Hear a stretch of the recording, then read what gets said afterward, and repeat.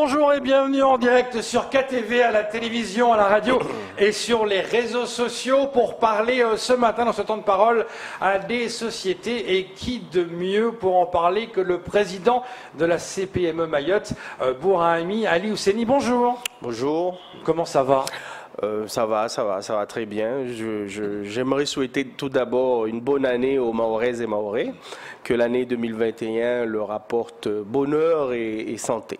Alors justement, l'année 2021, elle est compliquée, 2020 c'est déjà assez compliqué. Où en sont maintenant les PME à Mayotte ?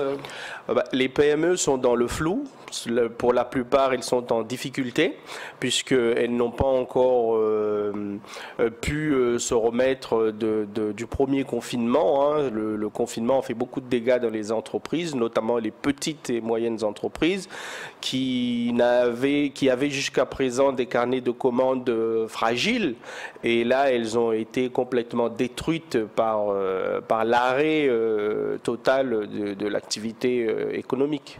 Justement, est-ce qu'on sait aujourd'hui combien de licenciements, combien de faillites sur Mayotte par rapport à ça ?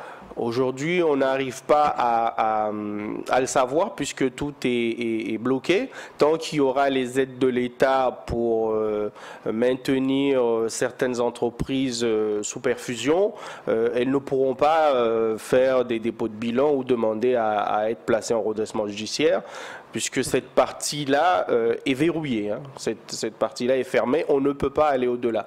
Il y a des entreprises qui sont en cessation d'activité, mais officieusement, elles n'exercent plus, elles ne travaillent plus. Donc, elles ont fermé le rideau, voilà, mais elles n'ont pas pu déposer le bilan ou agir. Et ça sera jusqu'à quand, vous savez déjà ? Ça sera jusqu'à la fin, je pense, de la crise sanitaire et l'arrêt des aides. Donc, il est impossible aujourd'hui de chiffrer l'ampleur du dégât. Tout à fait. Il est impossible aujourd'hui de chiffrer exactement, mais dans nos entourages, les chefs d'entreprise témoignent, ils sont de plus en plus... on a du mal à les joindre, on voit de moins en moins les salariés intervenir. Quand on a besoin d'eux, pour certains, ils n'ont même pas d'essence pour mettre dans les véhicules pour faire des interventions. Dès qu'on demande une prestation, ils demandent à être payés à 50 ou 40% à l'avance. Connaissant la situation, le donneur d'ordre, qu'il soit public ou privé, a peur de prendre des risques. Parce que si jamais l'entreprise a des difficultés... c'est ça. Ça veut dire qu'il y a une boîte qui ne peut plus payer ? Tout à fait, oui. Oui, ça devient impressionnant. Mais justement, la dette sociale des sociétés, quand on sait qu'on a une année, voire 2 ans de dette sociale qui ne sont pas payées, comment on fait quand on a ça qui plombe tous les bilans ? Comment on fait ?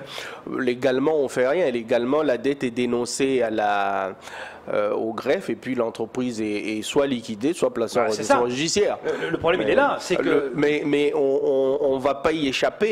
Soit l'État va sortir le chéquier et effacer toutes les dettes. Quand je dis effacer, c'est-à-dire payer, parce qu'il faut bien qu'il y ait quelqu'un qui paye. Payer, ou une grande majorité des petites entreprises vont mettre la clé sous la porte à la fin de cette crise. Pour vous, c'est combien ? 50% des boîtes ? Au moins, je dirais même les aides qui sont mises en place localement aident un tout petit peu, mais quand on a 500, 600 demandes de financement en prêt, on peut financer 200, 250. Donc il y a une grande partie qui n'est pas financée et les dossiers, les sollicitations continuent à arriver de tous les côtés. Les gens essayent par tous les moyens de sauver et préserver leur entreprise, mais on sait bien que on ne pourra pas, tout le monde ne sera pas en mesure d'être sauvé. Mais est-ce que les banques jouent le jeu avec les boîtes ? Les banques jouent le jeu pour une certaine catégorie d'entreprises pour aider. Oui, il y a des banques qui donnent les prêts garantis par l'État. Il y en a qui jouent le jeu, il y en a qui jouent moins bien le jeu parce qu'elles-mêmes, elles sont en difficulté, hein, en difficulté de ressources humaines. Quand vous n'avez pas de personnel pour traiter les demandes, ben, vous êtes en difficulté. Vous avez peut-être de l'argent, mais ça ne suffit pas. D'autres banques ne jouent pas vraiment le jeu. Après, quand une entreprise est éligible à 25% de son chiffre d'affaires et qu'elle demande 15% mais qu'on lui donne que 5%, est-ce que l'objectif c'est de sauver l'entreprise ou de la mettre en difficulté pour mieux la taxer par la suite? Ce serait maintenant que les banques devraient aider les entreprises. C'est maintenant les boîtes ont besoin. Sauf que rares sont les entreprises qui arrivent à obtenir le prêt au montant qu'elles ont demandé. Oui, parce qu'ils savent bien que les banques, à mon avis, est-ce qu'il n'y a pas quelque chose à faire là par rapport à votre groupement, par rapport à ces banques? Écoutez, jouez le jeu, quoi, aider les boîtes, parce que c'est fait partie de l'économie de Mayotte qui est en jeu quelque part. Il y a rien que je vous dis aujourd'hui que les banques ignorent. Les banques participent à toutes les réunions avec les autorités, notamment Monsieur le Préfet. Les banques connaissent les difficultés. Les banques ont une idée de ce qui est investi sur le territoire. Les banques savent qui est en mesure de payer ou pas payer. Mais je dirais que quand vous financez un prêt garanti par l'État à 90% avec un taux qui pourrait aller au maximum à 3%, peut-être que pour un banquier, ce n'est pas très rentable. Et au lieu de vous donner ce que vous avez demandé, les 20% ou 15%, il vous donne 5%. Et après la crise, il vous propose 10% à un taux de 7 ou 8%. Vous savez, les rapaces, il y en a partout. Hein. Alors qu'Emmanuel Macron l'avait clairement dit dès le départ, je laisserai personne sur le carreau. Enfin, il était très clair là-dessus, qu'il ne voulait pas ça. Or la vérité est visiblement tout autre. Aujourd'hui, on est à mi-chemin, je dirais, parce qu'on voit bien que la variante sud-africaine a fait son apparition chez nous. Donc, à partir de maintenant, on va dire qu'on est à mi-chemin de la crise sanitaire. Là, on repart vers une nouvelle crise. Il est encore trop tôt pour vraiment faire le bilan final. Justement, avec ces nouvelles dispositions qui vont commencer jeudi, le préfet l'a dit, couvre-feu à 18h, comment ça va impacter de nouveau les entreprises à Mayotte? Aujourd'hui, couvre-feu égale on travaille moins et on a des commerces qui ouvraient jusqu'à 20h, 21h, des restaurateurs qui allaient jusqu'à 22h. Aujourd'hui, c'est ponctionner une partie du chiffre d'affaires. Déjà que les gens ont du mal à se déplacer la nuit maintenant et avec des fermetures obligatoire pendant 15 jours, c'est rajouter des difficultés là où il y a les difficultés. Maintenant, cette phase de couvre-feu va avoir des répercussions économiques sur certaines activités qui se sont retrouvées déjà très fragilisées par le premier confinement. Donc maintenant, il faut que les autorités aillent beaucoup plus loin qu'elles l'ont été jusqu'à présent au niveau des aides et des accompagnements pour éviter des faillites personnelles. Justement, est-ce que les aides du conseil départemental ont-elles été faciles à toucher pour les PME, première chose, et est-ce qu'elles ont été suffisantes jusqu'à maintenant? Il n'y a aucune aide qui a été suffisante, aucune, même l'aide de l'État n'a pas été suffisante.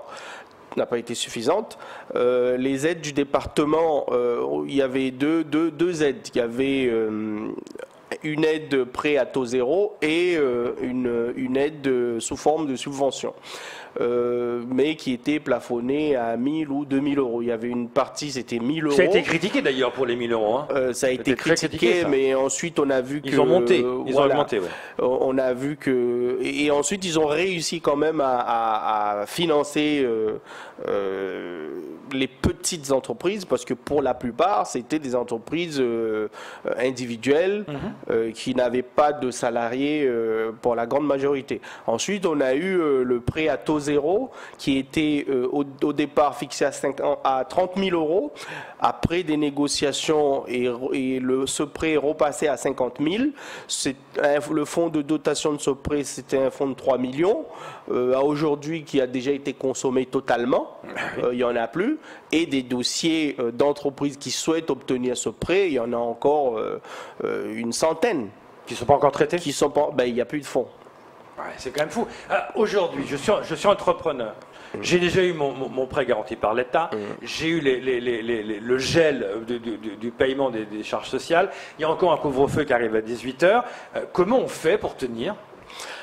On se bat comme on peut avec les outils qu'on a. C'est ce que les autorités ne répètent pas assez. Quand ils disent qu'ils aident, ils disent pas que c'est des reports d'échéance qu'il faudra s'acquitter plus tard. Enfin, ils le disent quand même. On fait du gel de ça, on vous fait des prêts. Qui dit prêt dit remboursement. Ouais, mais dire qu'on vous aide, en fait, c'est pas régler le problème. C'est un cadeau empoisonné. C'est décaler le problème. Parce que le problème, il est toujours là. Et dans quelques mois, quand la situation sanitaire sera plus apaisée, là, on va avoir des drames humains certainement beaucoup plus importants que la crise qu'on a actuellement, hein, parce que les faillites personnelles, sachant que ce n'est peut-être pas de la mauvaise gestion, ce n'est peut-être pas de l'abus de biens sociaux, mais c'est dû à des fermetures administratives, perte de chiffre d'affaires, perte de revenus, tout simplement pendant un certain temps. On est obligé de... Il y a des souffrances qui vont arriver. Hein. Pourtant, le préfet l'a dit, il consulte aussi les entreprises pour savoir quelle décision prendre, pour les aider. On a l'impression qu'il y a un soutien quand même, c'est pas le même discours. On est consulté, on était tous opposés au couvre-feu et pourtant la décision a été prise sans qu'on le sache. Ah ouais. La décision a été annoncée dans les médias, couvre-feu jeudi 18h, alors que pour nous, ce n'est pas... la solution. Qu'est-ce que vous aviez proposé? Maintenant, si vous me dites qu'à 18h, il n'y a que les activités essentielles qui vont peut-être pouvoir fonctionner et qu'il n'y aura pas de bandes qui vont faire régner la terreur sur le territoire et que ça, on nous le garantit, moi, j'aimerais voir ça. Moi, je veux voir. Ouais. Pour être convaincu, je veux voir, je suis devenu comme un chat. Ouais. Un chat, tant qu'il n'est pas touché, il n'y croit pas. Moi, j'y crois plus. Mais ça, c'est l'argument qui est aussi repris, je l'ai vu ce matin, notamment sur les réseaux sociaux. Le même son que vous. Les gens n'y croient pas. Non, mais on y certaines personnes. Oui, non, mais tout ce qui est restriction au niveau économique, au niveau de déplacement sur le territoire, pour nous, ça n'a aucun effet. Puisque pour que ça ait un effet, il faut que les forces de l'ordre soient présentes sur le terrain et fassent respecter le couvre-feu. Maintenant, si le couvre-feu, c'est la mère de famille qui essaye d'aller en pharmacie acheter une boîte de lait pour son bébé, ou le père de famille qui revient du boulot, ou etc., qui se prend un PV parce qu'il n'a pas son attestation, ça c'est facile. Mais les voyous qui font régner la terreur pendant ces phases-là, il faut que la peur change de camp. Il ne faut pas que ce soit les personnes, les citoyens, les honnêtes gens qui vivent avec la peur au ventre et les voyous en face, ils ne sont pas inquiétés. Il faut que ce couvre-feu serve aussi à faire changer la peur de camp. Mais est-ce que vous comprenez la décision du préfet de faire ce couvre-feu à 18h? Parce que quelque part, il y a toujours l'équilibre entre la santé et l'économie. Hein. Dire au niveau sanitaire, ça peut se comprendre. Mais est-ce que ces gens-là ont les moyens de faire respecter leurs décisions? Est-ce qu'ils se donnent les moyens pour faire respecter ce couvre-feu? Parce que, encore une fois, le restaurateur, il va fermer, hein, le petit commerçant, il va fermer. Lui, c'est le citoyen honnête qui essaye de se tuer à la tâche pour subvenir aux besoins de sa famille. Mais celui qui en a rien à faire, qui erre dans les rues toute la nuit, là, est-ce que lui, on va arriver à le maintenir chez lui? Est-ce que cette personne va respecter le couvre-feu? Ça, j'y crois pas. Qu'est-ce que vous allez demander au préfet entre aujourd'hui et demain? J'imagine que vous allez faire des demandes au préfet par rapport à la décision de fermer à 18 h pour cette perte qui va être programmée quelque part pour les entreprises.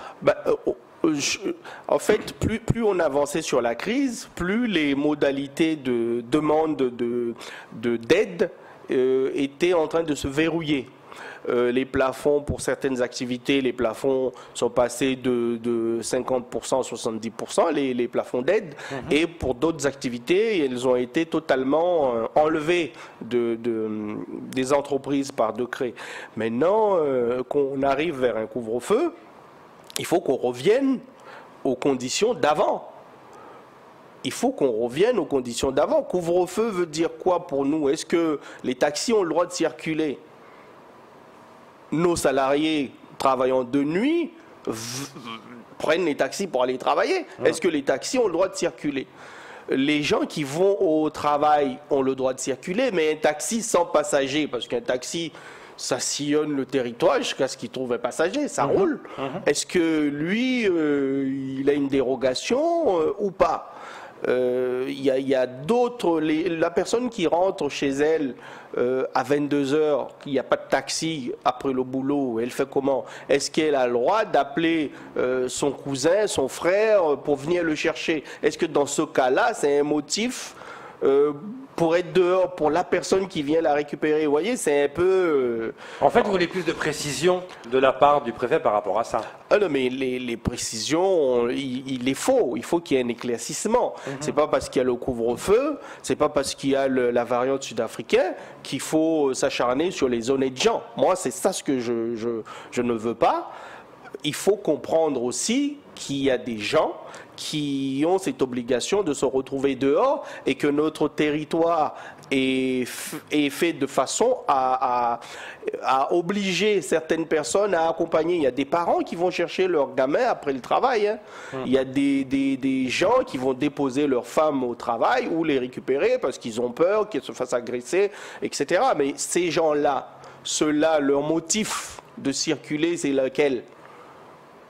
Il n'y a pas de bus, il n'y a pas de taxi, il n'y a pas de métro. Il faut bien qu'une certaine activité continue à fonctionner sur le territoire. Après, la partie sanitaire, ça se comprend. Maintenant, on a entendu le préfet faire des annonces par rapport à la lutte d'entrée des Kwassa-Kwassa. Oui, il met du personnel supplémentaire. Nous, on aimerait voir ça, on y tient, franchement, parce qu'on sait que le problème ne vient pas de nous. On sait qu'il y a des gens qui ont ce besoin de circuler, ce contact, parce qu'ils vivent dans 5 ou 6 mètres carrés, et ils ont besoin d'être dehors. Maintenant, la propagation du virus se fait comme ça. Les mesures de restriction qu'on a, l'économie voit déjà le spectre du confinement. Connaissant le territoire, connaissant les gens qui habitent ce territoire, connaissant les gens qui ne respectent pas la loi, qui s'en foutent complètement, on sait qu'on se dirige droit vers un confinement du territoire. C'est pour ça que le préfet a appelé à la responsabilité individuelle, justement pendant ces 15 jours, pour éviter ce reconfinement. Il l'a dit hier. Mais la grande majorité des personnes vont respecter ce confinement. La responsabilité individuelle, on va la trouver. Vous allez voir de plus en plus de gens qui vont porter leur masque, qui vont respecter les mesures de distanciation, etc. Ça, c'est une réalité. Mais ce qu'on a connu, l'arrêt des vols, le manque de fret aérien, l'arrêt des navires. Là, on est fermé pendant 15 jours. Et justement, comment on fait à l'international? Voilà, comment on fait? Est-ce que pendant ces 15 jours, les cargos, les navires vont nous ramener du fret? C'est ça. Comment on fait quand on est une société qu'on traite avec l'international? Aujourd'hui, les liaisons sont fermées, on fait comment? Ben, on a que ses yeux pour pleurer.